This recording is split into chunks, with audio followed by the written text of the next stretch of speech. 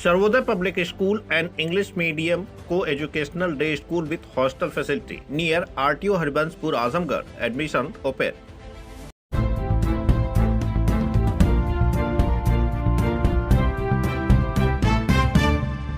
नमस्कार, आप देख रहे हैं तेज न्यूज। मैं हूं आपके साथ विनोद राजभर। आइए शुरू करते हैं खबरों का सिलसिला। सुभाषपा नेता अरुण राजभर ने समाजवादी पार्टी पर जमकर साधा निशाना।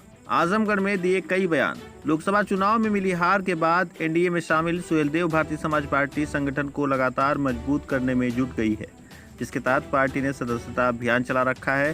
सदस्यता अभियान की समीक्षा करने मंगलवार को पार्टी के राष्ट्रीय महासचिव व प्रवक्ता अरुण राजभर आजमगढ़ पहुंचे, जहां नेहरू हाल में कार्यकर्ताओं संग सदस्यता अभियान की समीक्षा की। सुभाषपा नेता ने समाजवादी पार्टी द्वारा माता प्रसाद पांडे को नेता प्रतिपक्ष बनाए जाने पर कहा कि सपा ने पीडीए के साथ हमेशा छल किया है।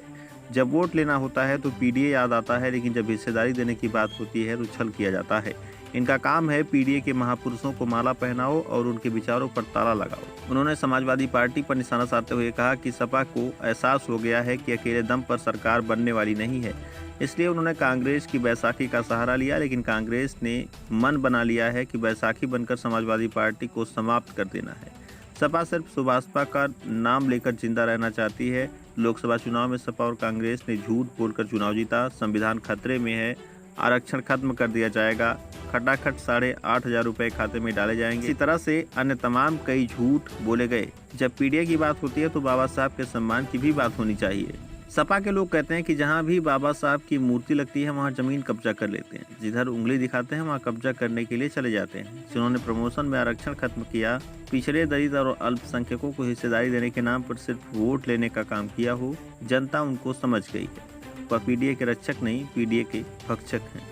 जिले के हमारे जो प्रभारी बनाए गए थे, सदस्यता प्रभारी, आज उन्हीं प्रभारियों की बैठक बुलाई गई है, जिसमें हम लोगों ने सदस्यता अभियान चला रखा है और पूरे उत्तर प्रदेश में सदस्यता अभियान चल रहा है। और जिन लोगों को हम लोग प्रभारी बनाए थे उनकी आज समीक्षा है कि कितना प्रगति हुआ है और कितना प्रगति नहीं हुआ है। और कुछ लोगों को जिम्मेदारी पूर्वक की बैठक हम लोगों ने दिया, तो उसी की समीक्षा करने के लिए आजमगढ़ धरती पर आए। जैसे समाजवादी पार्टी ने नेता प्रतिपक्ष माता प्रसाद पांडे को बना लिया, जो पीडीए की बात करते थे आज वो ब्राह्मणवाद में फंस गए। देखिए, ये तो माननीय ओम प्रकाश राजभर जी पहले से कहते आए हैं कि समाजवादी पार्टी पीडीए का नाम तो जरूर लेती है, लेकिन उनके साथ छल बहुत तेजी से करती है। इनका पीडीए सिर्फ छल का पीडीए है। जब हिस्सेदारी देना होता है तब पीडीए नहीं याद आता। जब सरकार बनाना होता है, वोट लेना होता है तो पीडीए की बात होती है। 3 अक्टूबर 2013 को जब इलाहाबाद हाईकोर्ट ने कहा कि उत्तर प्रदेश में कर्पूरी ठाकुर फार्मूला लागू किया जाए ताकि तमाम जो वंचित तबके हैं, जो पीडीए के वास्तविक परिवार हैं, उनको हिस्सेदारी मिल सके, तब उसको लागू करने के लिए हिम्मत नहीं जुटा पाए, ना उस काम को कर पाए। लेकिन जब देश के प्रधानमंत्री आदरणीय मोदी जी ने जब देश के सम्मान में कर्पूरी ठाकुर जी को सम्मान दिया, भारत रत्न दिया, तो ये लोग गले में माला पहनाने के लिए चले गए वहाँ। तो इन लोगों का विचार सिर्फ ये है, पीडीए का नाम लो, पीडीए के महापुरुषों के गले में माला पहनाओ, लेकिन उनके विचारों पर ताला लगाओ, उनके समाज के लोगों को हिस्सेदारी न दो। इस तरह का इनका पीडीए है। अब तो उजागर हो गया कि इनका पीडीए आपके सामने दिख रहा है कि वो पीडीए जो मुख्य पद होता है उसमें पीडीए नहीं जा सकता है। जहाँ सिर्फ वोट लेने वाला मामला होता है वहाँ पीडीए को दिखाया जाता है। हार की कुछ समीक्षा हुई लोकसभा चुनाव में, जैसे जो भी आपका प्रभाव वाले एरिया थे, समाजवादी पार्टी का उनका कोई असर ही नहीं ओम प्रकाश राजभर का। देखिए, ये तो यहाँ बैठे हुए हर एक कार्यकर्ता यह बात के प्रमाण है और ये प्रमाणित कर रहे हैं कि कार्यकर्ता ही संगठन के मूल आधार होते हैं। जिस दल में संगठन होता है वही दल मजबूत होता है। और ये संगठन के लोग बुलाए गए, यहाँ भीड़ नहीं बुलाई गई, ना ही यहाँ वोटर आया। यहाँ एक एक कार्यकर्ता, जिले का मुख्य पदाधिकारी जिसको हमने जिम्मेदारी दिया था, सेक्टर में जिम्मेदारी थी, उन्हीं को बुलाया गया।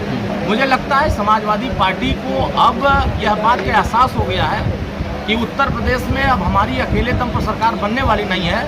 तो बैसाखी कांग्रेस का लिया है और कांग्रेस ने मन बना लिया है कि इसी बैसाखी पर कांग्रेस को समाजवादी पार्टी को समाप्त कर देना है। तो कांग्रेस लगी हुई है सपा को समाप्त करने के लिए और सपा सिर्फ हमारा नाम लेकर के वो जिंदा रहना चाहती है। तो हमें लगता है कि आने वाले समयों में ये पिछड़े, दलित, अल्पसंख्यक, गरीब, कमजोर सारे वर्ग के लोग इस बात को महसूस करेंगे कि 2024 में जो उन्होंने झूठ बोला, आरक्षण खत्म हो जाएगा, संविधान खत्म हो जाएगा, वोट का अधिकार छीन लिया जाएगा, लेकिन उत्तर प्रदेश में इस तरह का ना संविधान खत्म हुआ ना आरक्षण खत्म हुआ। हाँ जरूर कि झूठ बोल करके 8,500 का लालच दे करके साल भर में 1 लाख रुपया का झांसा दे करके जरूर वोट ले लिया, लेकिन जब पीडीए की बात होती है तो बाबा साहब के सम्मान की भी बात होनी चाहिए। इनके लोग कहते हैं कि जहां बाबा साहब की मूर्ति लगती है वो जमीन कब्जा कर लेते हैं, जिधर उंगली दिखाते हैं वो कब्जा करने के लिए इशारा करते हैं। तो जो बाबा साहब को अपमानित करने के लिए इस तरह की बातों का प्रयोग किया हो, जिन लोगों ने प्रमोशन में आरक्षण खत्म किया हो, जिन लोगों ने पिछड़े दलित अल्पसंख्यक को हिस्सेदारी देने के नाम पर सिर्फ वोट लेने का काम किया हो, वो पीडीए कभी रक्षक नहीं हो सकते हैं, वो पीडीए के सिर्फ और सिर्फ भक्षक बन करके रह सकते हैं। अच्छा, जो सरकार में चल रहा है केशव मौर्य और योगी जी के बीच में, उसका क्या असर पड़ रहा है? सरकार का प्रभाव पड़ रहा है? संगठन बड़ा है कुछ सरकार? हमारे मीडिया बंधु हैं जो शुभचिंतक हैं, जो हमारी चिंता करते हैं, वो हमारे इन दोनों नेताओं को आज से नहीं 6 साल से यह चीज़ मैं देख रहा हूँ कि इनमें नहीं पट रही है, वो ये हो रहा है। अभी आपने कल ही देखा कि दोनों डिप्टी सीएम और माननीय मुख्यमंत्री के साथ खड़े होकर के प्रेस कॉन्फ्रेंस करते नजर आए, और वही विरोधी 4 दिन पहले ये हवा दे रहे थे कि ये इनसे नहीं पट रही, उनसे नहीं पट रही। सारा चीज़ अच्छा चल रहा है, किसी प्रकार का कोई गलत नहीं है। उत्तर प्रदेश में सरकार बहुत बेहतर काम कर रही है, जनमानस में जनता के बीच में काम कर रही है। माननीय ओम प्रकाश राजभर जी पंचायत स्तर पर हर एक समस्या का निदान करने के लिए योजना बना रहे हैं और उसको धरातल पर उतारने का प्रयास कर रहे हैं। मंत्रियों और विधायकों का कहना है कि अधिकारी मनमाने हो गए, नहीं सुनते। आप सहमत हैं इससे? देखिए, उत्तर प्रदेश में कुछ ऐसे अधिकारी हैं जो पुराने विचारधारा के हैं, सपा बसपा कांग्रेस की विचारधारा के हैं, लेकिन भरसक हम लोगों ने प्रयास किया है। 7 सालों के कार्यकाल में बहुत सारे अधिकारियों के मिजाज बदल गए।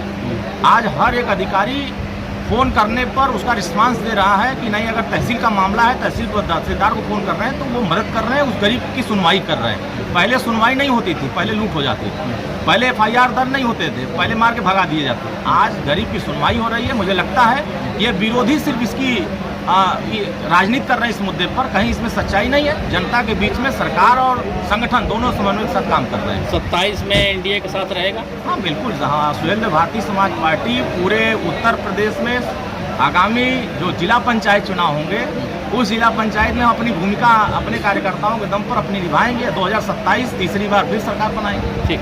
अभी आपने कहा कि दोनों डिप्टी सीएम योगी जी के साथ प्रेस कॉन्फ्रेंस, अभी कल ही की बात है, केशव प्रसाद मौर्य ने फिर कहा कि संगठन सरकार से बड़ा होता है, और ओबीसी सम्मेलन का मोर्चा था और सीएम योगी के आने से पहले दोनों डिप्टी सीएम मन से उठकर चलेगा। इस पर आप क्या कहें? देखिए, सबके कार्यक्रम तय होते हैं। पहले माननीय मुख्यमंत्री जी कार्यक्रम नहीं था, उसमें उनको बुला लिया गया। दोनों डिप्टी सीएम कार्यक्रम किए, दूसरे कार्यक्रम में चले गए। ऐसे ही तो माननीय ओम प्रकाश राजभर जी पर भी हमारे शुभचिंतक पत्रकार भाई सवाल उठा दिए कि आजमगढ़ में माननीय मुख्यमंत्री जी आए थे और ओम प्रकाश राजभर बैठक में नहीं आए। पर उसी दिन लखनऊ में पूरे जिला पंचायत अध्यक्षों की बैठक बुलाई गई, पूरे DPRO और AMA की बैठक बुलाई गई और उनके बीच में कार्य योजना की समीक्षा हो रही थी।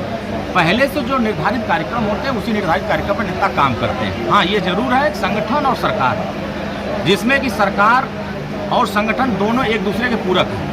संगठन भी सरकार बनाता है और सरकार का भूमिका अलग होता है और संगठन का भूमिका अलग होता है। लेकिन जो केशव प्रसाद मौर्य जी ने कहा है उस बात में बहुत दम है कि संगठन बहुत बड़ा है, संगठन में कार्यकर्ताओं की भूमिका बहुत बड़ी होती है, सरकार से बड़ा संगठन होता है। ये बहुत हर लोग मानते हैं।